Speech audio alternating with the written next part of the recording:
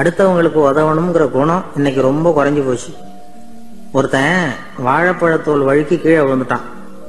பக்கத்துல இருந்த நண்பன் உடனே இவனை தூக்கிக்கிட்டு போய் ஆஸ்பத்திரியில சேர்த்துட்டான். அதுக்கப்புறம் சொன்னான், நீ அந்த வாழைப்பழத்தோல்ல காலை வைக்க போறத முன்னாடியே நான் கவனிச்சுட்டேன் அப்படின்னு நானா. அப்படின்னா அப்பவே நீ எனக்கு உதவி செஞ்சிருக்கலாமே அப்படின்னு நானா. அவன், நான் டாக்டருக்கு உதவலாம்னு நினைச்சுட்டேன் அப்படின்னா. அவர் ஒரு பெரிய குடும்பத்துல பிறந்தவர். இருக்கிற சொத்துக்கள் எல்லாத்தையும் வாரி வழங்கி விட்டு காட்டுக்கு புறப்பட்டார் தவம் செய்யறதுக்காக. இருந்தது பூராவும் கொடுத்துட்டார். இனிமே எதுவுமே இல்லை கொடுக்கறதுக்கு. அப்போ கடைசியா ஒருத்தன் வந்து கையை நீட்டினானா, ஐயா ஏதாவது கொடுங்கன்னு இருக்கான். அவரு பார்த்தார், கட்டி இருக்கிற வேட்டியை தவிர வேற எதுவுமே இல்லை. 8 முழம் பட்டு வேட்டி, ஜரிகை கரையோட இருக்குது. கடைசியா அதை தான் எடுத்துக்கிட்டு அவர் புறப்பட்டு இருக்கார். அவரு பார்த்தார், எதிரில் அவன் பரிதாபமா நின்றுட்டு இருக்கிறான். அந்த 8 முழ வேட்டியை 2ஆ கிழிச்சார். 4 முழத்தை அவங்கிட்ட கொடுத்தாரு. மீதி 4 முழத்தை தன்னுடைய இடுப்புல கட்டிட்டு அவர் காட்டுக்கு போயிட்டார். இவன் என்ன பண்ணான் தெரியுமா? கையில கிடைச்ச 4 முழத்தை எடுத்துக்கிட்டு கடை வீதிக்கு போனான். பழைய பட்டு வேட்டி ஜருகை இதையெல்லாம் விலைக்கு வாங்குற வணிகர் ஒருத்தர் இருக்கார். அவர்கிட்ட போனான். இதை விலைக்கு எடுத்துக்கிறீங்களா அப்படின்னு கேட்டிருக்கான். அவர் வாங்கி பார்த்திருக்கார். ஆஹா, இது ரொம்ப அருமையான வேட்டி, விலை உயர்ந்த ஜருகை, இது ஏது உனக்கு அப்படின்னு கேட்டாரான். அவன் நடந்தது சொல்லியிருக்கான். அப்படின்னா ஒண்ணு செய்ய, இந்த வேட்டியோட இன்னொரு பாதியையும் மெதுவா வாங்கிட்டு வந்துரு, உனக்கு நிறைய பணம் தர்றேன் அப்படின்னாரான் அந்த வணிகர். இவன் கொஞ்சம் யோசனை பண்ணி பார்த்தான். கொஞ்சம் இருங்க, வந்துடுறேன் அப்படின்னு சொல்லிவிட்டு நேரா காட்டுக்கு போனான். அவர் எங்க இருக்காருன்னு தேடி கண்டுபிடிச்சான். அவர் ஒரு இடத்துல தவக்கோலத்துல இருக்கிறார். கட்டியிருந்த இடவேட்டியும் அவர் அறியாமல் நழுவி கீழே விழுந்து கிடக்குது. இவனுக்கு ரொம்ப வசதியா போச்சு. அவரை கேட்க வேண்டிய அவசியமே இல்லை. மெதுவா சத்தம் போடாம அடி மேல அடி வச்சு நெருங்கினான். அவர் கண்ணை மூடிக்கிட்டு அவர் பாட்டு நின்றுட்டு இருக்கிறார். இவன் மெதுவா போய் கீழே கிடந்த அந்த துணியை எடுத்துக்கிட்டு சத்தம் போடாம திரும்பி நடந்தான். ஒரு 2-3 அடி எடுத்து வச்சிருப்பான். அப்படி ஓட ஆரம்பிக்கிற சமயத்துல அவன் காலில் கீழே கிடந்த முள்ளு ஒண்ணு நறுக்குன்னு தச்சு விட்டுது. வலி தாங்க முடியாம அம்மான்னு கத்திருக்கான். இந்த சத்தத்தினால கண்ணை மூடி நின்றுகிட்டு இருந்த அவரோட தவம் கலைஞ்சது. மெல்ல கண்ணை திறந்து பார்க்கிறார். தன் இடையில இருந்த வேட்டி அவன் கையில இருக்கு. இப்ப அவர் நினைக்கிறார், என்ன நினைக்கிறாருன்னா, இந்த வேட்டி மீது நான் வைத்த ஆசை அல்லவா அவனை திருடனாக ஆக்கி விட்டது அப்படின்னு நினைச்சாராம். இந்த வேட்டி மேல நாம வச்ச ஆசை அவனை திருடும்படி ஆக்கி விட்டதே அப்படின்னு நினைச்சாராம். இது எப்பேற்பட்ட மனநிலை அப்படிங்கறத கொஞ்சம் யோசனை பண்ணி பாருங்க. தான் ஒரு பொருள் மேல வச்ச பற்று இன்னொரு மனிதன் திருடனாக ஆகிறதுக்கு காரணம் ஆயிட்டுதேன்னு நினைக்கிறார். அப்படி நினைச்ச அந்த பெரியவர் யார் தெரியுமா? அவர்தான் மகாவீரர். இழந்துட்டேங்கிறிய, நீ என்னத்தை கொண்டுகிட்டு வந்த எங்க இழந்துடுறதுக்கு? நீ என்னத்தை உண்டாக்குன இது அழிஞ்சுட்டுதுன்னு சொல்றதுக்கு? இதுதான் அவருடைய சிந்தனை. இன்றைக்கு நம்ம சிந்தனை எல்லாம் வேற மாதிரி இருக்குது. ஒருத்தன் நடுத்தெருவில் உட்காந்து அழுதுகிட்டு இருந்தான். அந்த வழியா வந்தவர் ஒருத்தர், ஏன்பா அழறேன்னு கேட்டாராம். 5 ரூபா சார், இந்த இடத்துல விழுந்துட்டுது, ரொம்ப நேரமா தேடுறேன், கிடைக்காது போல இருக்கு அப்படின்னு சொல்லிவிட்டு அழறான். எப்போ தொலைஞ்சதுன்னு கேட்டாராம் அவரு. அது எனக்கு தெரியாது சார், பணத்தை தொலைச்சவன் தேடி பார்த்துட்டு போயிட்டான், நான் அவனுக்கு பின்னாடி தேட வந்தவன் அப்படின்னு நானா. இவன் ஒரு ஊர்ல ஒரு பெரிய செல்வந்தர் இருந்தார். பணத்துக்கு பஞ்சம் இல்லை. அதனால இந்த உலகத்துல முடியாத காரியம் எதுவும் இல்லைன்னு நினைச்சார். பணம் இருந்தாலும் அந்த நினைப்பு தானா வந்துடும். அதனால இவரும் அப்படி நினைச்சதுல ஒன்றும் தப்பு இல்லை. அந்த ஊருக்கு குருநானக் ஒரு தடவை வந்தார். அவருக்கு இந்த செல்வந்தர் ரொம்ப பிரமாதமா ஒரு வரவேற்பு கொடுத்தார். ஊர் எல்லையிலேயே எங்க வீட்டுக்கு வந்து விருந்து சாப்பிட்டுட்டு போகணும்னு கேட்டுக்கிட்டார். அவரும் சரின்னு ஒத்துக்கிட்டார். உடனே தன்னுடைய பங்களாவில் ஒரு பெரிய விருந்துக்கு ஏற்பாடு பண்ணார். குருநானக் அழைச்சிட்டு வீட்டுக்கு போனார். உட்கார வச்சார். ஐயா, நான் இந்த ஊர்லயே ரொம்ப பெரிய வசதி உள்ளவன், என்னால எல்லாம் முடியும், உங்களுக்காக நான் என்ன செய்யணும்னு சொல்லுங்க, எதுவா இருந்தாலும் பரவாயில்ல, எவ்வளவு செலவானாலும் பரவாயில்ல, என்னால செய்ய முடியும், என்ன செய்யணும்னு சொல்லுங்க, அது போதும், நான் செய்யறேன் அப்படின்னு நான் ரொம்ப பணிவா. இதை கேட்டதும் குருநானக் சிந்திச்சார் கொஞ்ச நேரம். அதுக்கப்புறம் தன்னோட சட்ட பைக்குள்ள கையை விட்டு ஒரு பழைய ஊசி ஒன்னு எடுத்தார். அந்த செல்வந்தர்கிட்ட கொடுத்தார். இத பாருங்க, இவ்வளவு தூரம் நீங்க கேட்கறதுனால சொல்றேன், எனக்கு நீங்க செய்ய வேண்டிய உதவி இதுதான். ஊசிய கையில வாங்கிக்கிட்டு இதை என்ன செய்யணும் சொல்லுங்க அப்படின்னாரு அவரு. நீங்க செய்ய வேண்டியது என்னன்னா, இந்த ஊசிய பத்திரமா வச்சிருக்கணும். நாம 2 பேரும் இறந்து போனதுக்கு பின்னாடி இன்னொரு உலகத்துல நாம சந்திக்கக்கூடிய வாய்ப்பு இருக்குது. அப்ப இந்த ஊசியை என்கிட்ட கொண்டாந்து கொடுக்கணும். இதுதான் நீங்க எனக்காக செய்ய வேண்டிய உதவி அப்படின்னார் குருநானக் லேசா சிரிச்சுக்கிட்டே. இத கேட்ட உடனே இந்த பெரியவர் முழிக்க ஆரம்பிச்சிட்டார். அது எப்படிங்க, நான் சாகிறப்ப எப்படி இந்த ஊசியை எடுத்துக்கிட்டு இன்னொரு உலகத்துக்கு வர முடியும்னார்.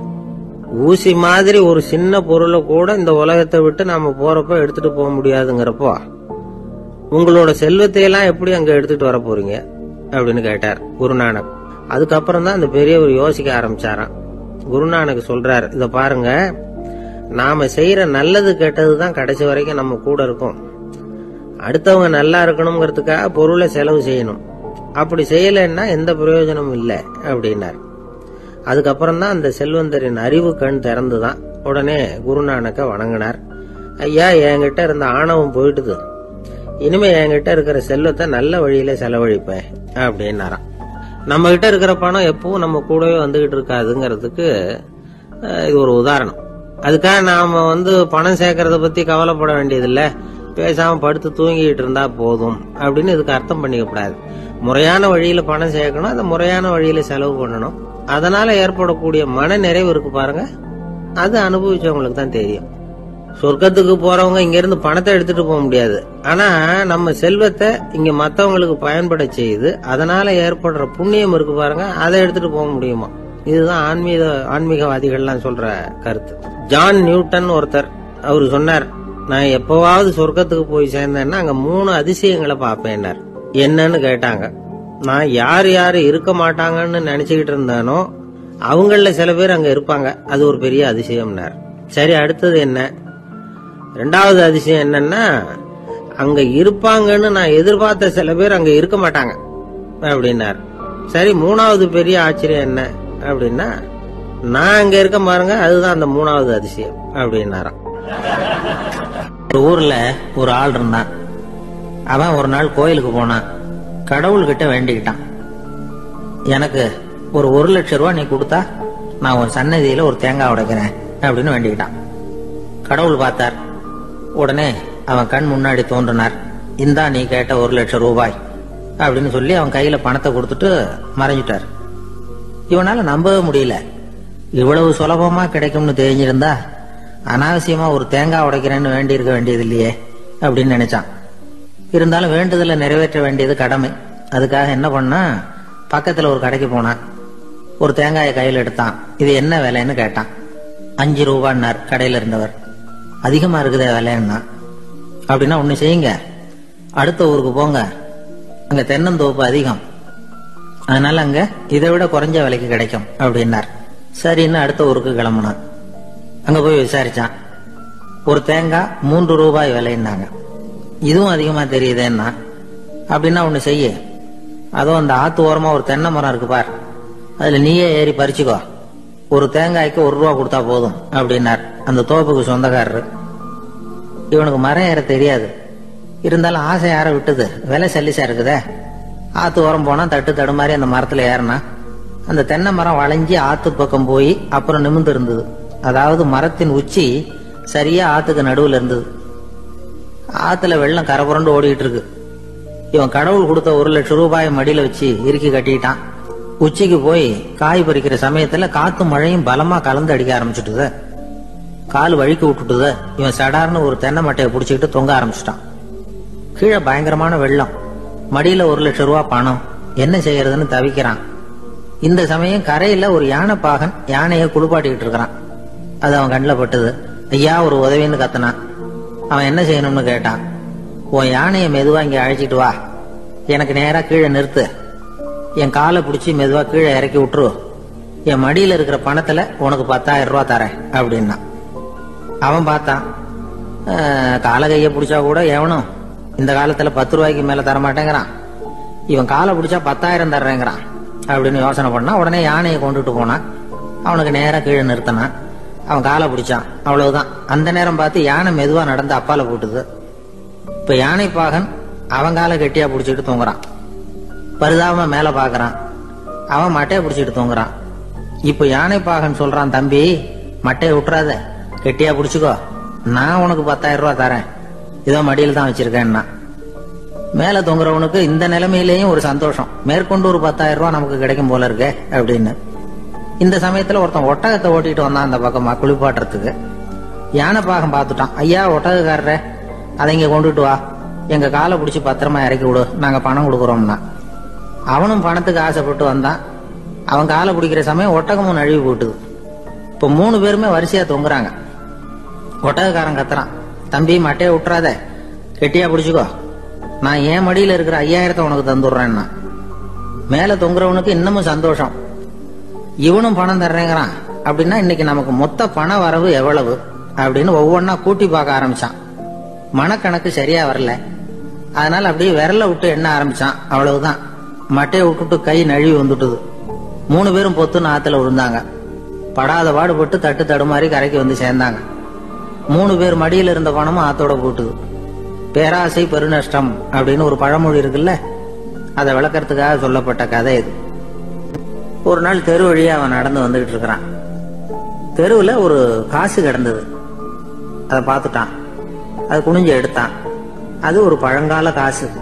அந்த காசு நடுவுல ஒரு துளை இருந்தது, அதாவது துளையிட்ட நாணயம். பழங்காலத்துல புழக்கத்துல இருந்த ஒரு நாணயம் அது. துளையிட்ட நாணயம் கிடைச்சதுன்னா ரொம்ப நல்லது, அது அதிர்ஷ்டம் அப்படின்னு ஒரு நம்பிக்கை உண்டு. இவன் கையில் அது கிடைச்சதும் ரொம்ப சந்தோஷப்பட்டான். இனிமே என்னுடைய கஷ்டம்லாம் தீரப்போகுது, அதிர்ஷ்டம் என்னை தேடி வரும், நான் பணக்காரன் ஆயிடுவேன் அப்படின்னு சொல்லிட்டு அந்த காசை தன்னுடைய கோட்டு பையில பத்திரமா போட்டு வச்சுக்கிட்டான். அடிக்கடி அதை தொட்டு பார்த்துக்கிறது உண்டு, வெளியில எடுக்க மாட்டான். இப்படியே கொஞ்ச காலம் ஆச்சு. அதுக்கப்புறம் என்னாச்சு தெரியுமா? நிஜமாவே அதிர்ஷ்டம் அவனை தேடி வர ஆரம்பிச்சுட்டுது. செல்வம் வந்து குவிஞ்சுது. பணம், பதவி, புகழ் எல்லாம் வந்து சேர்ந்தது. சமூகத்துல அவன் ஒரு பெரிய மனுஷன் ஆயிட்டான். எல்லாரும் அவனை பாராட்டினாங்க. அவன் எதை தொட்டாலும் வெற்றி, எல்லாம் அந்த காசோட மகிமை அப்படின்னு அவன் மனசுக்குள்ள நினைச்சுக்கிட்டான். தினமும் காலையில அந்த கோட்டை போட்டுக்கிட்டு தான் வெளியில கிளம்புவான். புறப்படுறதுக்கு முன்னாடி கோட்டு பாக்கெட்டை தொட்டு பார்த்துக்குவான், உள்ள காசு இருக்கா அப்படிங்கிறத உறுதிப்படுத்திக்குவான். அதுக்கப்புறம் தான் வெளியில கிளம்புவான். இப்படியே பல வருஷம் ஓடி போச்சு. ஒரு நாள் அவனுக்கு அந்த ஆசை வந்துட்டுது, அதாவது அந்த துளையிட்ட நாணயத்தை எடுத்து கண்ணால பார்க்கணும் அப்படின்னு. காலையில சாப்பிட்டுட்டு இருந்தான். அப்போ தன்னுடைய மனைவி கிட்ட சொன்னான், ரொம்ப நாளைக்கு அப்புறம் என்னுடைய அந்த நாணயத்தை இன்னைக்கு வெளியில எடுத்து பார்க்க போறேன்னா. என்னத்துக்கு அது, இப்ப அதை பார்க்க வேணாமே அப்படின்னு மெதுவா இழுத்தாங்க அந்த அம்மா. இல்ல இல்ல, நான் பார்த்தே தீரணும் அப்படின்னு அவன் தன்னுடைய சட்டை பைக்குள்ள கைய விட்டான். உள்ள இருந்த நாணயத்தை வெளியில எடுத்தான். பார்த்தா அவனுக்கு ஆச்சரியமா போச்சு. அந்த நாணயத்துல தொலையே இல்லை. என்ன ஆச்சு அப்படின்னு சொல்லி அவன் ரொம்ப குழம்பி போயிட்டான். இப்போ அந்த அம்மா சொன்னாங்க, நான் தான் ஒரு நாள் உங்க கோட்டு ரொம்பவும் தூசியா இருக்கேன்னு சொல்லி அதை ஜன்னலுக்கு வெளியில உதறினேன். உள்ள இருந்த அந்த காசு அப்ப எனக்கு தெரியாது, ஞாபகத்துல இல்லை. அது தெருவில் விழுந்துட்டது போல இருக்கு. அதுக்கப்புறம் எவ்வளவோ தேடி பார்த்தேன், கிடைக்கல. அதுக்குள்ள அதை யாரோ எடுத்துட்டு போயிட்டாங்க போல இருக்கு. அது இல்லைங்கிறது உங்களுக்கு தெரிஞ்சா வருத்தமா இருக்குமேங்கிறதுக்காக நான் தான் வேற ஒரு நாணயத்தை எடுத்து சட்டை பைக்குள்ள வச்சுட்டேன் அப்படின்னு விவரத்தை சொன்னாங்க அந்த அம்மா. இது எப்ப நடந்ததுன்னு கேட்டான். உங்களுக்கு அந்த காசு கிடைச்சதே அன்னைக்கு மறுநாளே இது நடந்து போச்சு அப்படின்னாங்களாம். இத கொஞ்சம் யோசனை பண்ணி பாருங்க. அவனுக்கு அதிர்ஷ்டத்தை கொடுத்தது அந்த நாணயம் இல்லை, அவனுடைய நம்பிக்கை, அதாவது தன்னம்பிக்கை. அதுதான் வேலை செஞ்சிருக்கு. இதுல இருந்து நாம தெரிஞ்சுக்க வேண்டியது என்னன்னா, வாழ்க்கையில முன்னேற நினைக்கிறவங்களுக்கு தன்னம்பிக்கை ரொம்ப முக்கியம். அது இல்லைன்னா முன்னேற முடியாது. ஒருத்தன் சொன்னானா, நான் எப்பவுமே என்னதான் சார் நம்புவேன், மத்தவங்கள நம்ப மாட்டேன். நேற்றுக்கு பாருங்க, திடீர்னு 10 பேர் என்ன அடிக்க வந்துட்டாங்க, நான் ஒருத்தனாவே அதை சமாளிச்சேன் அப்படின்றான் ரொம்ப பெருமையா. அது எப்படின்னு கேட்டாங்களாம். ஒரே ஓட்டமா அங்க இருந்து ஓடி வந்துட்டேன் அப்படின்னு. ஏன்னா இதய நோய் வந்து இன்னைக்கு வராதவர்கள் 2 பேருக்கு வர்றதில்லை. ஹார்ட் அட்டாக் வராத குரூப் யாருன்னா நரிக்குறவர்களுக்கு இது வரைக்கும் வந்ததே கிடையாது இதய நோய். வாழ்க்கையை ரொம்ப லேசா எடுத்துக்கிறவங்க. அவங்களுக்கு வெற்றியும் சந்தோஷத்தை தரும், தோல்வியும் சந்தோஷத்தை தரும். அது இப்போ எங்க ஊர்ல எல்லாம் இந்த துப்பாக்கி சுடுறதுக்கு, இந்த வேட்டைக்கு துப்பாக்கி வச்சிருப்போம் எங்க ஊர் பக்கம் அந்த காட்டுல. அது நரிக்குறவர் சுடுவாங்க. கூட்டமா பறந்து போறப்ப சுட்டா ஒரு பறவை விழுந்ததுன்னா சந்தோஷப்படுவார், துள்ளுவார். அதே மாதிரி தப்பிச்சு போனாலும் சொல்லுவார், ஆகா எவ்வளவு அருமையா போகுதுன்னு. நமக்கு தான் பயமா இருக்கும், ஐயோ ஒரு குண்டு வேஸ்ட் ஆயிடுது. அதனால நரிக்குறவர்களுக்கு வர்றதில்லை. அதே மாதிரி இன்னொரு குரூப்புக்கு ஹார்ட் அட்டாக் இது வரைக்கும் வந்ததில்லை. மருத்துவ உண்மை யாருன்னா பைத்தியக்காரனுக்கு வந்ததே கிடையாது. பைத்தியக்காரங்களுக்கு இது வரைக்கும் ஹார்ட் அட்டாக் வந்ததில்லை. ஏன்னா அவங்க எதுவாக ஆக நினைக்கிறார்களோ அது ஆயிடுறாங்க. அவங்க வந்து இப்ப நான் வந்து இந்த நாட்டுக்கு பிரதம மந்திரி ஆகணும்னு நினைக்கிறேன்னா நான் எந்த கட்சியில சேர்றது, எங்க போறது, எப்படி பண்றதுன்னு நான் டென்ஷன் ஆயிடுறேன். அதாவது என் இருதயத்துக்கு அதிகமா வேலை கொடுக்குறேன். ஒரு துடிப்புக்கும் இன்னொரு துடிப்புக்கும் நடுவில் இருக்கிற ஓய்வு தான் என்னுடைய ஆயுளை நிர்ணயம் பண்ணுது. நான் பிரதம மந்திரி ஆகணுங்கிற ஆவல்ல எனக்கு துடிப்பு அதிகமாக்கி ஆயுளை குறைச்சிக்கிறேன், ஹார்ட் அட்டாக் வந்துடுது. ஆனா ஒரு பைத்தியக்காரன் வந்து பிரதம மந்திரி ஆகணும்னு நினைக்கிறான்னு வைங்க, அவன் ஆனதாவே நினைச்சிடுறான். அவனுக்கு வந்து முயற்சி தேவைப்படாது. எதுவாகணும்னு நினைக்கிறானோ அது ஆயிடுறான். ஒரு சினிமா நடிகர் ஆகணும்னு பைத்தியம் பிடிச்சதுன்னா நான் தான் ரஜினிகாந்த் அப்படிம்பான். அதாவது அது மாதிரி ஆயிடும். அந்த எதுவா அந்த மன அளவுல அந்த நிறைவு வந்துடுறதுனால அவங்களுக்கு இதய நோய் வர்றதில்லை. இது அவங்கள்ட்ட இருந்து நாம கத்துக்க வேண்டியதுதான். அதனாலதான் எதையும் லேசா எடுத்துங்கன்னு சொல்லி இப்ப இந்த காலத்துல எல்லாரும் உபதேசம் பண்ண ஆரம்பிச்சுட்டாங்க. அதாவது இப்ப சித்த சுவாதீனத்துடன் கூடிய பைத்திய தன்மையுடன் வாழ கற்றுக்கொள்ளுங்கள் அப்படிங்கிறது இந்த காலத்து மனிதர்களுக்கு சொல்லப்படுகிற உபதேசம். சித்த சுவாதீனத்துடன் கூடிய பைத்திய தன்மையுடன் வாழ கற்றுக்கொள்ளுங்கள். அது என்ன பைத்தியத்தன்மை சித்த சுவாதீனம்னா, நாம சித்த சுவாதீனமா இருக்கணும். இன்னொருத்தர் பைத்தியக்காரத்தனமா பேசினா ஒத்துக்கணுமா? இப்போ உங்க வீட்டுல அல்லது உங்க நண்பர்கள்ட்ட யார்ட்டையா கேட்கறீங்க, 8ஐயும் 3ஐயும் பெருக்கனா என்னன்னு கேட்கறீங்க. 8ம் 3ம் பெருக்கனா 23ன்னு சொல்றாருன்னு வைங்க, உடனே நீங்க சண்டைக்கு போகக்கூடாது. தப்பு, நீ சொல்றது தப்புன்னு சண்டை போகக்கூடாது. பரவாயில்ல, நீ 23ன்னு நினைச்சிருக்க, நான் 24ன்னு நான் எனக்கு சொல்லி கொடுத்துருக்காங்க. சரி, உங்க வாத்தியார் அப்படி சொல்லி கொடுத்துருக்காரு, எங்க வாத்தியார் அப்படி சொல்லி கொடுத்துருக்காரு, ஒண்ணுதானே வித்தியாசம். அதுவும் வாய்ப்பாட்டுல எத்தனையோ எடிஷன்லாம் இருக்கு இல்லையா, அதனால பரவாயில்ல அப்படின்ட்டு போயிடணும். இதுதான் சித்த சுவாதீனத்துடன் கூடிய 24 தான் உண்மைங்கிறது தெரியும் நமக்கு, சரிங்கிறது. 23ஐயும் சரின்னு ஒத்துக்கிறோம் பாருங்க, அததான் சித்த சுவாதீனத்துடன் கூடிய. அப்படி இருக்கிறவங்களுக்கு இதய நோய் வராதான். அது வந்து துல்லியம்ங்கிறது அதுல வேணும். அதாவது இப்போ ஒரு மாணவன் வந்து படிச்சுட்டு இன்டர்வியூக்கு போனான், ஒரு பேங்க் உத்தியோகம். அங்க கேள்வி கேட்டாங்க, 8ஐயும் 3ஐயும் பெருக்குனா என்னப்பான்னு. அவன் சொன்னா 8ஐயும் 3ஐயும் பெருக்குனா 23ன்னு சொல்லிட்டான், வாய் தவறி சொல்லிட்டான்.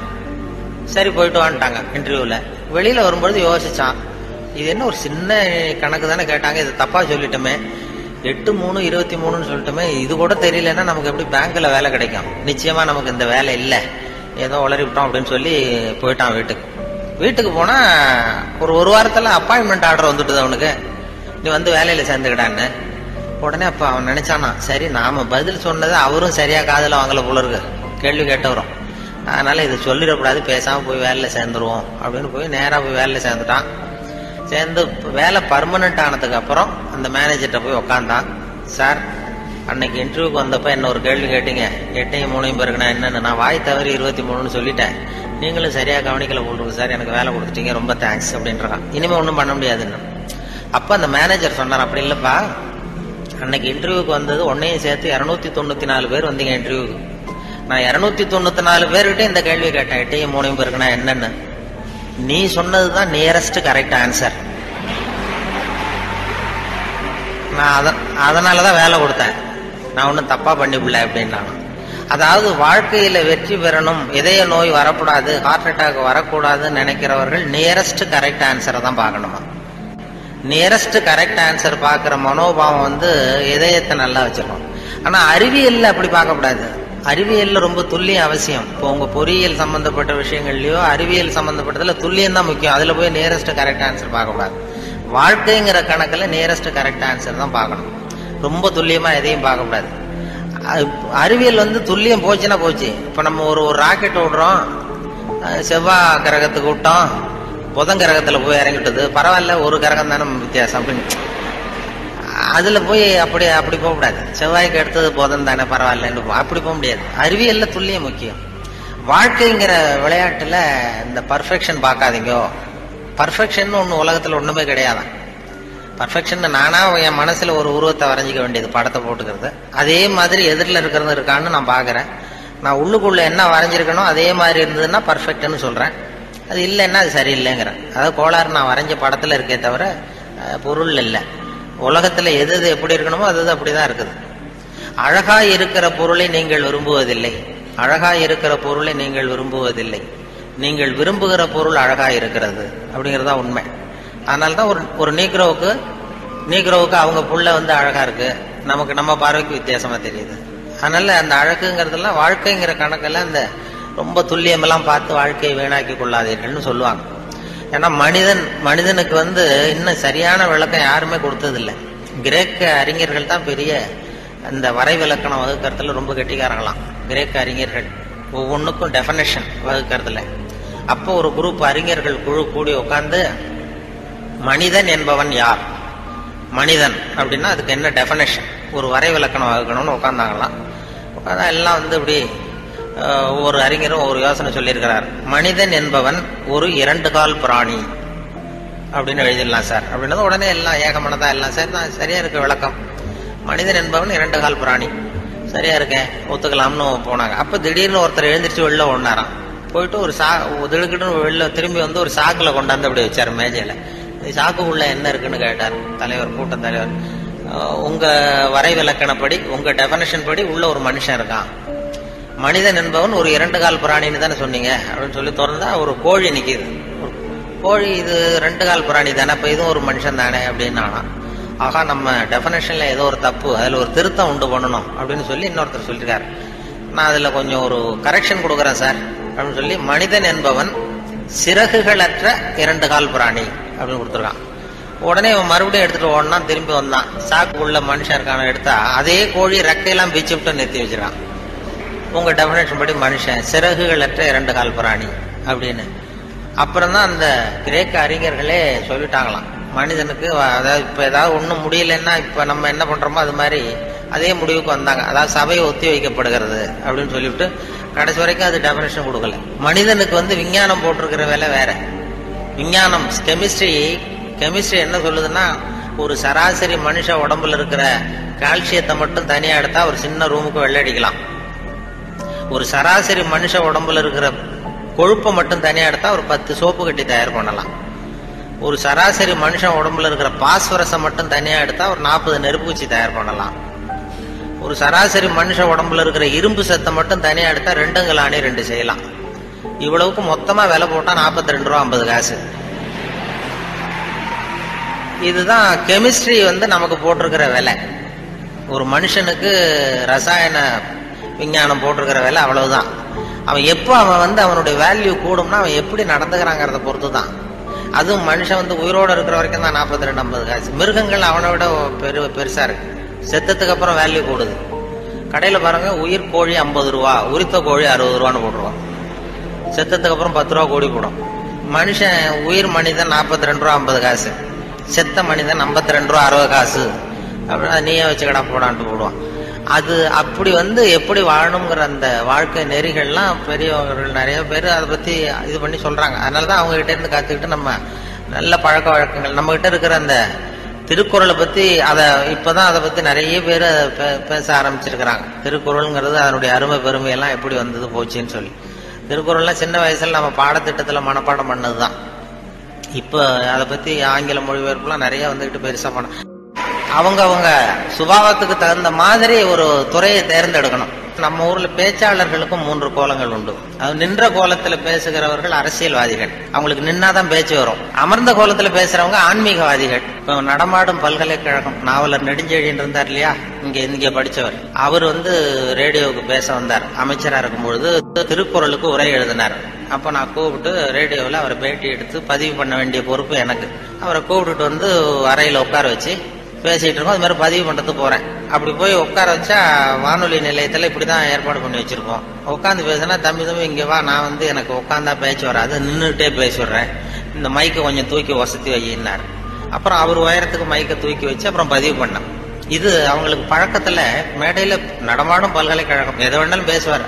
உட்காந்தா கொஞ்சம் தயக்கம் வந்து அது அரசியல் அப்படி. அது ஆன்மீகவாதிகள். இப்ப கிருபானந்த வாரியாரெல்லாம் கூப்பிடுறோம் வானொலி நிலையத்துக்கு, அவரை உட்கார வச்சுதான் பதிவு பண்ணுவோம். அவரை வந்து நின்றுகிட்டே பேசுங்க சார்னு சொல்ல முடியாது.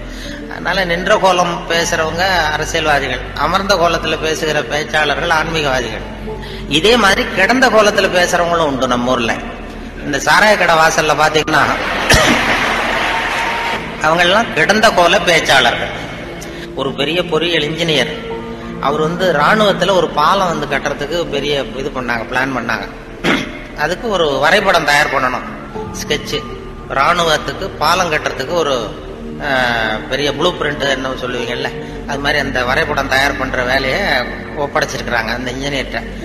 அந்த பொறியாளர் வந்து உள்ளுக்குள்ள ஒரு கவிஞர், அதாவது அவர் ஒரு கவித்தன்மை உள்ளுக்குள்ள இருக்கு, மறைஞ்சிருக்குது. அதனால அவர் என்ன பண்ணாரு, அந்த பொறியியல் வரைபடம் போட்டார்.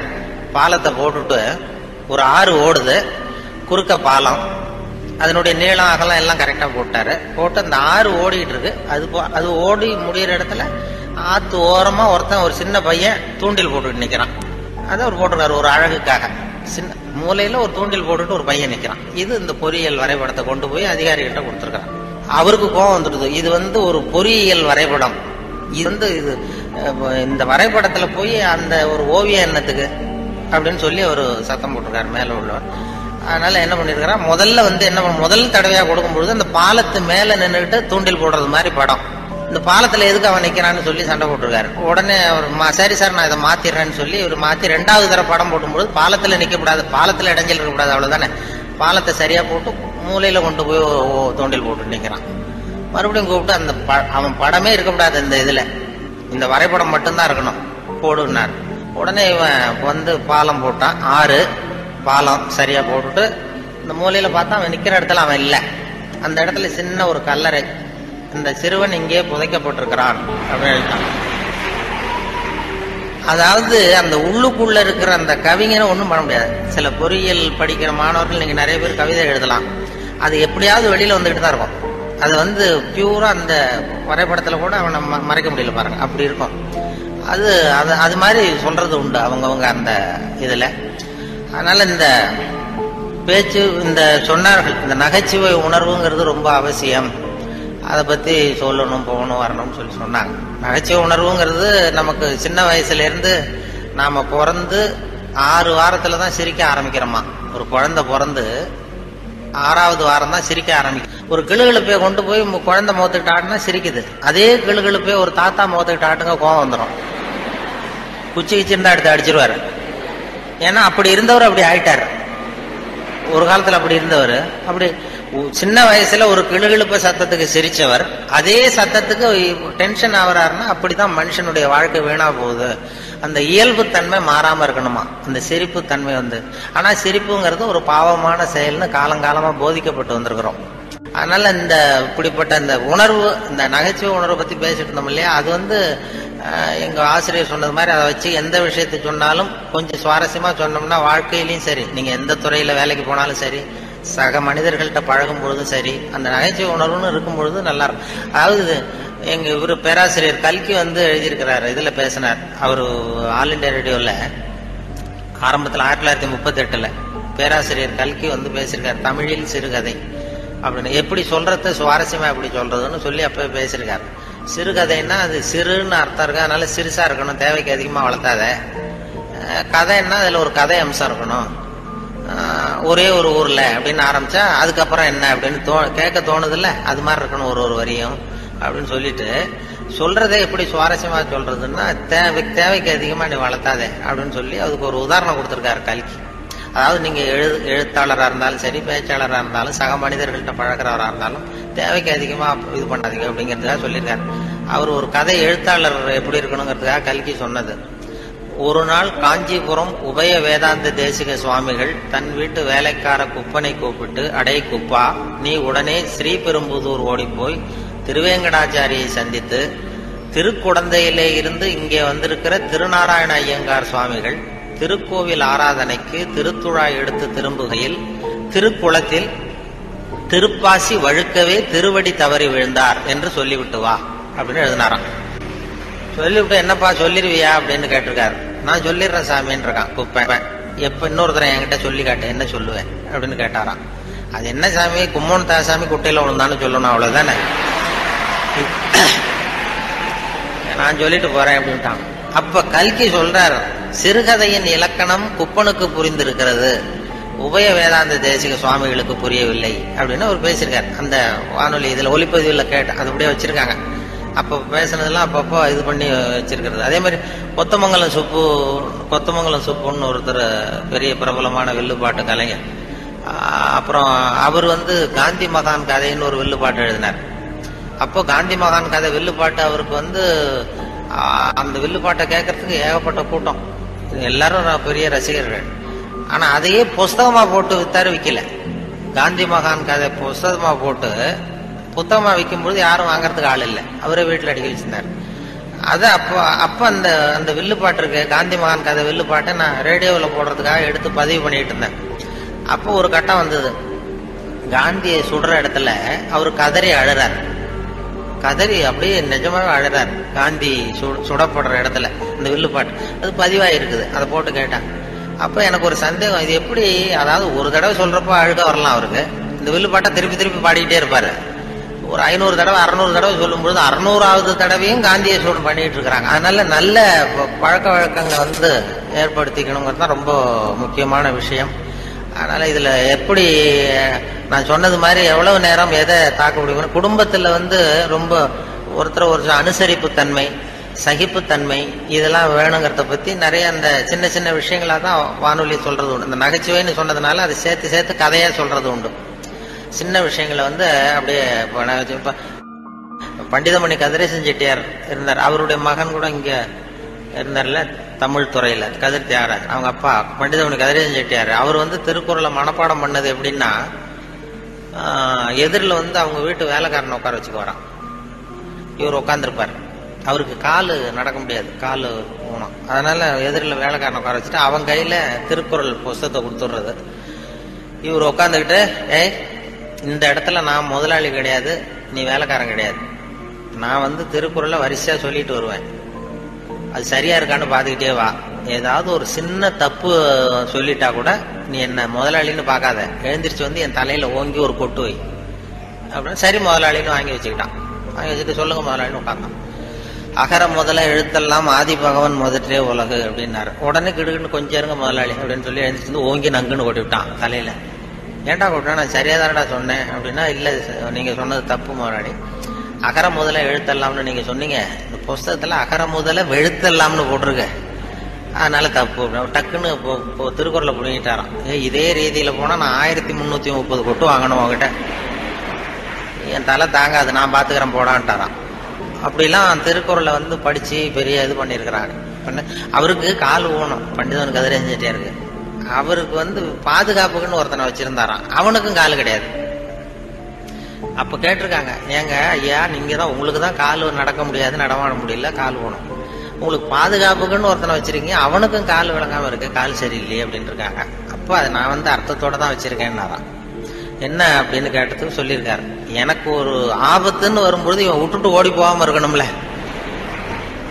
அதுக்காக தான் வச்சிருக்கேன் அப்படின்னு சொன்னாராம். அப்படிலாம் அந்த தலைமுறையில திருக்குறளை பத்தி சொல்லுவாங்க. திருக்குறளை வந்து இப்போ பெரிய அதை பத்தி சான் ஸ்னைடர்னு ஒருத்தர், இப்ப அமெரிக்க பேராசிரியர், திருக்குறளை பத்தி 600 பக்கத்துக்கு இது 600 பக்கம் கற்கும் வழிகள்னு ஒரு புத்தகம் எழுதினாராம். Highway to learning, highway to learning அப்படிங்கிற புத்தகம் 600 பக்கம், 500 ரூபா விலை. அதாவது கற்கும் வழிகள்னு அமெரிக்காவில் இப்ப பிரபலமா அந்த புத்தகம் வித்துட்டு இருக்கு. அதை படிச்சுட்டு நம்ம தமிழ் பேராசிரியர் ஒருத்தர் சொன்னாருங்க, இதுக்கு ஏன் 600 பக்கம் வேஸ்ட், நம்ம திருவள்ளுவர் ஒவ்வொரு வார்த்தையிலே பதில் சொல்லியிருக்காரு அப்படின்னாரு. கற்கும் வழிகள்ல அவர் என்ன பண்ணிருக்காருன்னா, சாப்டர் படிச்சிருக்காரு. Why we should read, how we should read, what we should read, when we should read அப்படின்னு 4 பிரிவா பிரிச்சுக்கிட்டு எதை படிக்கணும், எப்படி படிக்கணும், ஏன் படிக்கணும், எப்போ படிக்கணும் அப்படிங்கிற மாதிரி பண்ணிருக்கிறார். அதாவது ஹவு வி ஷுட் ரீட் அப்படின்னு ஒரு கேள்வியை கேட்டுக்கிட்டு 250 பக்கம் அவர் எழுதியிருக்காரு. இந்த கேள்விக்கு திருவள்ளுவர் எதை படிக்கணும், அதாவது எப்படி படிக்க வேண்டும், ஹவு வி ஷுட் ரீட்னா கசடர கற்க அப்படின்னு ஒரே வார்த்தையில் ஒரு பதில் கொடுத்து, இதுக்கு 250 பக்கம் வேஸ்ட் பண்ண வேண்டியது இல்லைன்னாரு. வாட் வி ஷுட் ரீட், என்ன படிக்கணும் அப்படின்னா கற்பவை கற்க, இதுக்கு 300 பக்கம் எழுதியிருக்காரு அவரு.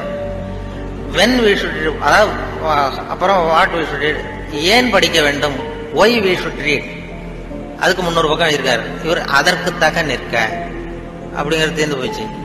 வென் வி ஷுட் ரீட், எப்பொழுது படிக்க வேண்டும் அப்படின்னா சாந்துணையும் அப்படிங்கிற வார்த்தையில இருந்து, இப்படி 4 வார்த்தையில திருவள்ளுவர் சொன்னதை ஒரு 600 பக்கம் எழுதியிருக்கிறாருன்னு சொல்லி சொன்னார். அதை படிச்சு பார்த்துட்டு அப்படி அதை பத்தி பெருமையா ஜியு போப் ஆராய்ச்சி பண்ணார். அதாவது இவரு அரிஸ்டாட்டல்லையும் திருவள்ளுவரையும் ஒப்பிடுறார் ஜியு போப். அப்ப என்னன்னா, அரிஸ்டாட்டில் காலத்துல ஒரு தப்பு பண்ணிட்டா அதே தப்பை திருப்பி பண்ணலாம். இப்போ ஒருத்தர் வந்து வலது கையை ஒருத்தன் வெட்டிட்டான்னா திருப்பி அவனுடைய வலது கையை வெட்டலாம். இப்போ ஒருத்தன் ஒரு கண்ணை குத்தி விட்டான்னா அதே கண்ணை இவனும் குத்தலாம். அதுதான் இப்போ உள்ள தர்மம். அரிஸ்டாட்டில் காலத்துல ஒருத்தன் உங்களுக்கு ஒரு விரல எந்த விரல வெட்டுறானோ அதே விரல நீங்களும் வெட்டலாம். அது அந்த தர்மம். அதே காலத்துல திருவள்ளுவர் என்ன சொல்றாரு அப்படின்னு பார்த்தார். அதாவது ஒருத்தன் நமக்கு கெடுதல் பண்ணுனா திருப்பி அதே கெடுதலை பண்ணு அப்படின்னு அவர் சொல்றாரு. அதுக்கடுத்து திருவள்ளுவரை பார்த்தா, நீ ஒருத்தன் உன்னை அடிச்சுட்டான்னா நீ பதிலுக்கு அவன் கண்ணத்தை தடவி கொடு அப்படிங்கிறார். இன்னா செய்தாரே ஒருத்தல் அவர் நானும் நன்னையும் செய்து விடுன்னு சொன்னார். அப்படின்னு சொல்லிட்டு இது ஜியு போப் ஒப்பிடுறார் அரிஸ்டாட்டிலையும் திருவள்ளுவரையும். அவர் எழுதுறாரு, when compared because of this unique feature of forgiveness. மன்னிப்புல இது ஒரு தனித்தன்மை இருக்கு திருவள்ளுவர் சொல்றதுல. அதனால ஜியு போப் எழுதுறாரு, when compared because of this unique feature of forgiveness, Thiruvalluvar is at least 1 inch taller than Aristotle அப்படின்னு எழுதுறாரு. அரிஸ்டாட்டிலை விட 1 இன்ச்சு உயரமானவர் திருவள்ளுவர் அப்படின்னு சொல்லி. அதனாலதான் அவ்வளவு உயரமா கன்னியாகுமரியில கொண்டு போய் செல்ல வச்சிருக்கிறோம். அது அப்படி ஜியு போப்பு கம்பேர் பண்ணி எழுதுறாரு. அப்படி நாம பெருமைப்படுறதுக்கு எத்தனையோ விஷயங்கள் நம்ம இதுல இருக்கு. கம்பராமாயணத்துல அப்படிதான் திடீர்னு அவங்க மாதிரி உள்ளவங்க கம்பராமாயண கூட்டத்தை கூப்பிடுவாங்க. கம்பராமாயணம் சார் நான் படிச்சது இல்லைன்னு சொன்னா கேட்கறது இல்லை, நீ படிச்சுட்டு வா, படிச்சுட்டு பேசுமாங்க. நான் அப்ப பார்த்தேன், ஒரு பகுதியை மட்டும் படிச்சுட்டு போனேன். கம்பராமாயணம் திடீர்னு கம்பர் விழாவில் கூப்பிட்டாங்க. நான் கம்பர் பள்ளிக்கூடத்துல மனப்பாட பகுதியில படிச்சதுதான். கம்பர் விழாவில் என்ன பண்றது அவங்க சொல்றாங்களேன்னு படிச்சு பார்த்தேன். ஒரு பகுதி எடுத்துக்கிட்டேன். அதுல கண்ணதாசன் சொல்லியிருக்கிறார், வான்மீகி செய்த வடமொழி நூல் ஒன்றினைத்தான் தேன்பூசி தருகின்றேன் செந்தமிழில் என்று சொன்னான். சீதைக்கு தமிழ்நாட்டு சேலையினை கட்டி வைத்தான், ஸ்ரீராமன் ஒழுக்கத்தில் தென்னாட்டு பண்பு வைத்தான் அப்படின்னு கண்ணதாசனுடைய பாட்டு. அதுல இந்த சீதைக்கு தமிழ்நாட்டு சேலையினை கட்டி வைத்தான்னு போடுவாங்க. அதுக்கு என்ன அர்த்தம்னு கொஞ்சம் ஆராய்ச்சி பண்ணி பார்த்தோம். அதுல கம்பராமாயணத்துல எழுதியிருக்காரு, அதாவது நம்ம தமிழ்நாட்டு பெண்களுடைய பழக்கம் என்னன்னா, ஒரு துக்க காரியம் தான் இன்னொரு பொண்ணை தான் கட்டி பிடிச்சிட்டு அழறது பழக்கம். ஒரு துக்கம் இன்னொரு பொண்ணை கட்டி பிடிச்சிட்டு அழறது பழக்கம். சீதை காட்டுல இருக்கும் பொழுது தசரதன் செத்து போட்டான்னு செய்தி வருது. அப்போ அவ கட்டி பிடிச்சிட்டு அழறதுக்கு இன்னொரு பொண்ணு வேணும், அங்க யாரும் இல்ல. அதான் தமிழ்நாட்டு பண்பு. அங்க ராமன் லட்சுமணன் தான் இருக்காங்க. என்ன பண்ணானா, நிலமெனும் செவிலி மேல் வைத்த கையினாள் அப்படின்னு பூமாதேவியை கட்டி பிடிச்சிட்டு அழுதான் அப்படின்னு கம்பர் எழுதுறார். இதான் சீதைக்கு தமிழ்நாட்டு சேலையினை கட்டி வைத்தான்ங்கிறது அந்த விளக்கம் வந்தது. இப்ப எங்க ஹியூமர் கிளப் வந்ததுன்னா, அதை சொன்னதுக்கு அப்புறம் நான் சொன்னேன், அதாவது இது மாதிரி ஒரு பெண்ணு இன்னொரு பெண்ணை கட்டி பிடிச்சிட்டு அழறதுதான் மரபுன்னு இருக்கிறதுனால அப்படி இருக்கு. ஒரு பெண் ஆணை கட்டி பிடிச்சிட்டு அழலாம்னு இருந்தா இழவு வீட்டுல எல்லாம் கூட்டம் சொல்லி மாளாது. ஊர்ல இருக்கிறவெல்லாம் அங்க போய் நிப்பான்.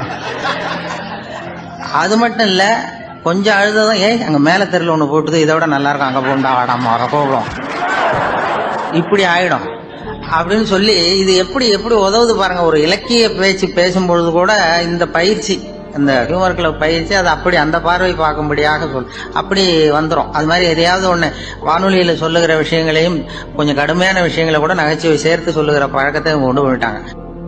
இதெல்லாம் கூட சொல்லுவோம். அதாவது கோழி பண்ணையை பத்தி பேசிட்டு இருப்போம், ரொம்ப ட்ரையா இருக்கும், அது விவசாயிகளுக்கு பிரியமான விஷயம். கோழி பண்ணை வைக்கிறதுல கூட வேடிக்கையை சேர்த்து நாங்க சொல்லிடுறது.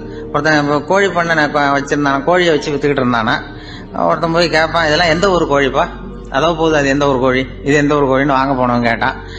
அதை விக்கிறவன் சொல்லியிருக்கான், இது பாருங்க, கோழி சேவலா கோழியான்னு மட்டும்தான் சொல்ல தெரியும், அது எந்த ஊர் கோழின்னு அதை பார்த்து அடையாளம் கண்டுபிடிக்க முடியாது அப்படின்றான் அதை வித்தவன். வாங்க வந்தவன், என்ன அப்படின்னு சொல்ற, எனக்கு உள்ள அனுபவத்துக்கு நான் அதை முதுவை பார்த்தே சொல்லிடுவேன் அது எந்த ஊர் கோழின்னு. நீ என்ன கோழி பண்ண வச்சிருக்கிற, அதோ இருக்கு பாரு, அது நாமக்கல் கோழி, அதுல ஒரு 2 எடுத்து வை, இதோ போது பாரு இது சேலத்து கோழி, இதுல ஒரு 2 வை, முதுவை பார்த்தே கண்டுபிடிச்சிடலாம் என்ன கோழின்னு அப்படின்னு சொல்லியிருக்கான். இது கூட தெரியாம நீ கோழி பண்ண வச்சிருக்க, உனக்கு எந்த ஊர்ரா அப்படின்னு கேட்டானா, அவன் திருப்பி முதுவை காட்டினான், நான் பார்த்து கண்டுபிடிச்சுக்கான் அப்படின்னு சொல்லி ஒரு கோழி பண்ணையை பத்தி வானொலியில சொல்லும் பொழுது கூட இப்படி எதையாவது சேர்த்துடுறது. அதாவது கொஞ்சம் கடுமையான விஷயங்களை சொல்லும் பொழுது கூட இப்படி எதையாவது சேர்த்து சொல்லி, அதனாலதான் அந்த தகவலுக்கு ஒரு மரியாதை வந்து. அப்புறம் அந்த நேரம் பத்திரிகையில் வர்ற செய்திகளை கூட நகைச்சுவையா சொல்றது உண்டு. அதாவது அதை நேரடியா சொன்னா வானொலியில அனுமதிக்க மாட்டாங்க சில விஷயங்களை, அது சின்னாருக்கு கௌரவ குறைச்சல், அதை வேடிக்கை கலந்து நகைச்சுவோடு சொல்லும் பொழுது அதை அனுமதிச்சிருவாங்க. அப்ப அந்த விசாரணை கமிஷன் அது நிறைய நடந்துகிட்டு இருந்தது. டெல்லியில இருந்து அமலாக்க பிரிவு அதிகாரிகள்லாம் வராங்க போறாங்கன்னு பத்திரிகையில அமர்க்கப்பட்ட இடம். அந்த நேரம் நான் ஒரு ரேடியோவில் ஒரு செய்தியை தயார் பண்றோம். அப்ப என்ன பண்ணேன்னா, இது மாதிரி அந்த பத்திரிகை செய்தியை வச்சுக்கிட்டே ஒரு செய்தி சொன்னோம், இன்னொரு தகவல் சொல்லி.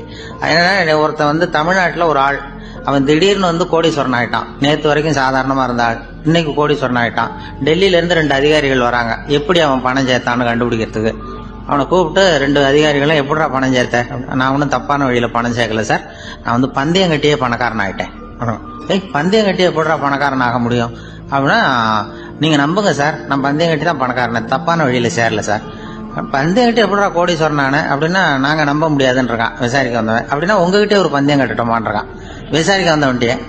என்னடா பந்தயம் அப்படின்னா, ஒண்ணுமில்ல சார், இது என் கண்ணு, இது என் பல்லு, என் கண்ணை என் பல்லாலேயே கடிக்கிறேன், எவ்வளவு பந்தயம்.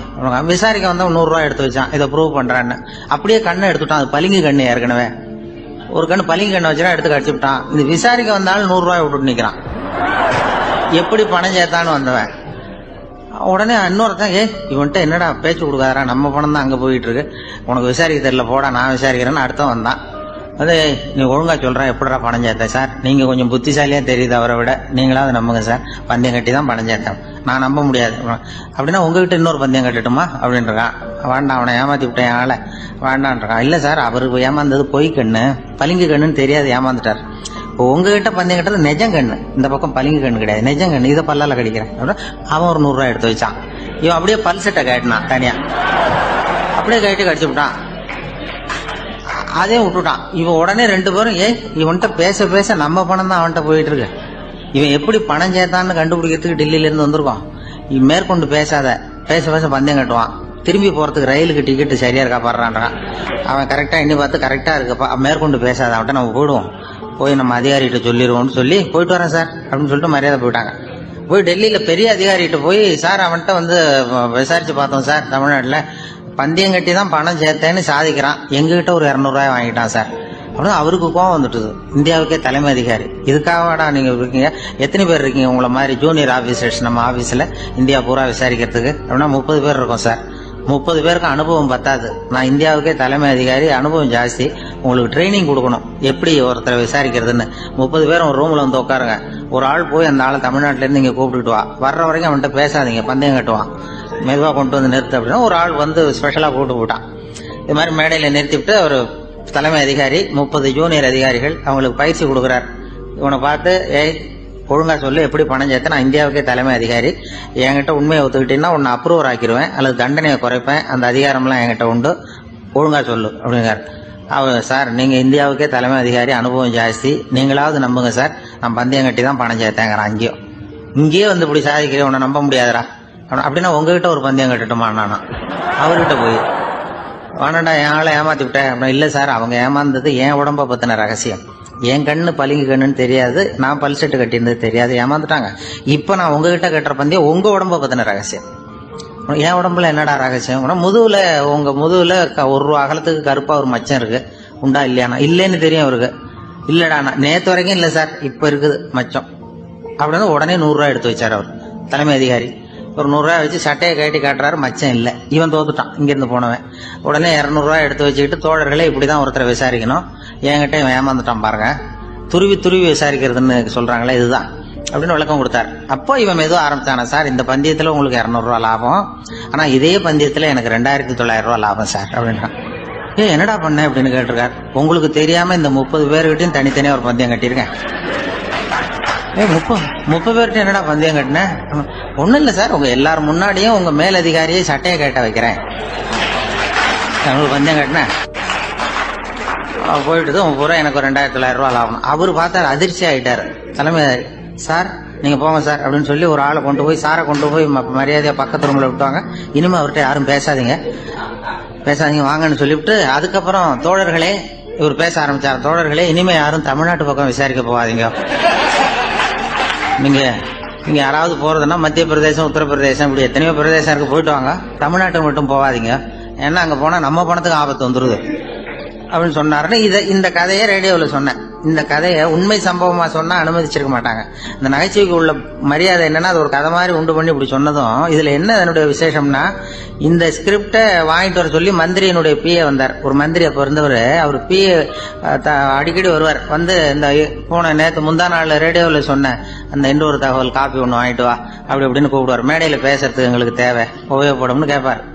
அவரு இந்த நிகழ்ச்சி வந்தப்போ உடனே அன்னைக்கே வந்துட்டார் அந்த பிஏ. இன்னைக்கு காலையில சொன்னீங்களே சார், மந்திரி கேட்கிறாரு மேடையில பேசுறதுக்கு அப்படின்னு. நான் அப்பதான் ஆச்சரியப்பட்டேன், பாருங்க இந்த நகைச்சுவைக்கு உள்ள மரியாதை. அவரே கேட்கிறார், சொல்லப்பட்டதே அவரை பத்தி தாங்கிறது தெரியாம அவரே எப்படி சொல்ல, அதுதான் சிரிப்புக்குள்ள மரியாதைங்கிறது. அது யாரை பத்தி சொல்றோமோ அவருக்கு தெரியாம கூட சொல்லலாம். அதை அப்படி இது உண்மையில நடந்த சம்பவம். அந்த அமைச்சர் இப்ப இல்ல, உயிரோட எல்லாம் இப்ப இருந்து வாங்கிட்டு இருந்தாங்க. அப்படி பண்ணுவாங்க. அப்படி நம்ம அனுபவத்துல நிறைய சொல்லுவோம். ஒரு பேச்சாளர் வேகமா போயிட்டு இருந்தாராம். போயிடும்போது ஒரு கூட்டத்துல பேசுறதுக்கு இதுல காட்டு வழியா போயிடும்போது சிங்கம் வந்து நின்றுருக்கு எதிரில். உன்னை சாப்பிட போறேன், எனக்கு பசிக்குதுன்னு தான் அவர் பேச்சாளர் சொல்லியிருக்காரு. இல்ல என் பேச்சை கேட்கறதுக்கு ஆர்வமா காத்துக்கிட்டு இருக்கிறாங்க, போயிட்டு வரும்பொழுது வேணா சாப்பிட்டு. இல்ல எனக்கு பசிதான் முக்கியம் இருக்கு. உடனே இல்ல நீ என்ன அவ்வளவு நல்லா பேசுவியான்னு தான் சிங்கம். அதை ஏன் கேட்கறேன், நான் பேச ஆரம்பிச்சேன்னா அப்படியே கேட்கறவங்க மயங்கி விழுந்துருவாங்க. எங்க இங்கேயே பேச நான் மயங்கி விடுறேன், நான் பாப்போம் இருக்கு. இவரு பெரியவர்களே தாய்மார்களேன்னு ஆரம்பிச்சார். சிங்கம் அப்படியே கரகரன்னு சுத்தி விழுந்துருது, அப்படியே மயக்கம் போட்டு விழுந்துருது. இதான் இதுகிட்டேன்னு தப்பிக்கிறதுக்கு சரியான நேரம்னு மெதுவா நவுந்து ஓடி போய் ஒரே ஓட்டமா ஓடி விட்டார். ரொம்ப தூரம் போனது வேர்த்து விறுவிறுக்க மூச்சு வாங்குது. பின்னாடி சிங்கம் வருதா மயக்கம் தெளிஞ்சு என்னன்னு பாக்குறது கூட அவர் தைரியம் இல்ல. அவ்வளவு தூரம் ஓடி போய் ரொம்ப தூரம் போனதும் மூச்சு இறக்க திரும்பி பார்த்தார். சிங்கம் அப்படியே கிடக்கா, எழுந்துட்டுதான்னு. சிங்கம் அப்படியே மயங்கினது அப்படியே கிடக்கு. அப்ப அவர் அங்க இருந்து மூச்சு வாங்க நினைச்சுக்கிட்டாராம். நல்ல வேளை நம்ம பேச்சை கேட்டுவிட்டு அந்த சிங்கம் மயங்கி விழுந்ததுனால நாம தப்பிச்சோம் அப்படின்னு நினைச்சுக்கிட்டாராம். அதே நேரம் சிங்கம் லேசா தலையை தூக்கி பார்த்து, நல்ல வேளை மயங்கி விழுந்தது மாதிரி நடிச்சதுனால நாம தப்பிச்சோம், இல்லைன்னா அவன் பேசியே கொண்டிருப்பான் நம்மளை அப்படின்னு அதுக்காக கடந்துதான். இது எதுக்கு சொல்றேன்னா, இப்ப உங்க முகத்தையெல்லாம் பார்க்கும்போது அந்த சிங்கத்தோட முகம் மாதிரி இருக்கேன். அதனால நீங்கள் நிஜம் சிங்கமா மாறுறதுக்குள்ள முடித்துக் கொள்றதுதான் மரியாதை. இல்லைன்னா இன்னொரு துப்பாக்கி வந்து ஐயா சொன்னது மாதிரி இங்க வந்து வைத்தாலும் வைப்பார்கள். அதனால உங்கள் வாழ்க்கைங்கிறது சில பேர் வாழ்வதற்காகன்னு சொல்லுவாங்க. அதாவது ஒருத்தர் கேளுங்க, எப்படி இருந்துகிட்டு இருக்கீங்க அப்படின்னா, ஏதோ காலம் தள்ளிட்டு இருக்கேன் அப்படின்னா மூச்சு விட்டுட்டு இருக்கான்னு அர்த்தம். மூச்சு விடுறதுதான் வாழ்க்கைன்னு நினைச்சிட்டு இருக்கான். சில பேர் பார்த்தா எப்படி இருக்கீங்க, ஏதோ வாழ்ந்துகிட்டு இருக்கேன், நல்லா இருக்கேன்பா, அவன் வாழ்ந்துகிட்டு இருக்கான்னு அர்த்தம். சில பேர் என்ன சந்தோஷமா இருக்கேன்பா, அவன் வந்து வாழ்க்கையை கொண்டாடுறது. வாழ்க்கை வாழ்வதற்கே இல்லை. அதாவது முன்னாடி இருக்கிறது எக்ஸிஸ்டிங், மூச்சு விடுறேங்கிறது எக்ஸிஸ்டிங், இது வாழ்ந்துகிட்டு இருக்கேங்கிறது லிவிங், கொண்டாடுறதுங்கிறது செலிப்ரேட்டிங். வாழ்க்கைங்கிறது வாழ்வதற்காக கூட இல்ல, வாழ்க்கை கொண்டாடுவதற்காக. அப்படி இந்த நகைச்சுவை வந்து நம்ம கொண்டாட்டத்துக்கு அது ஒரு துணையா இருக்கும் அப்படிங்கறதா முக்கியம். அதனால வாழ்வை கொண்டாடுவோம். இந்த உலகத்துல மனுஷன் எவ்வளவோ தவறுகள் செய்யறான். அதுக்கெல்லாம் என்ன காரணம்? அதை பத்தின ஆராய்ச்சி தான் இன்னைக்கு. இதுக்கு ஆராய்ச்சி என்னத்துக்கு, அது தெரிஞ்ச விஷயம் தானே அப்படின்னு நீங்க நினைக்கலாம். ஆனா அப்படி அலட்சியமா இந்த விஷயத்தை விட்டுறக்கூடாது.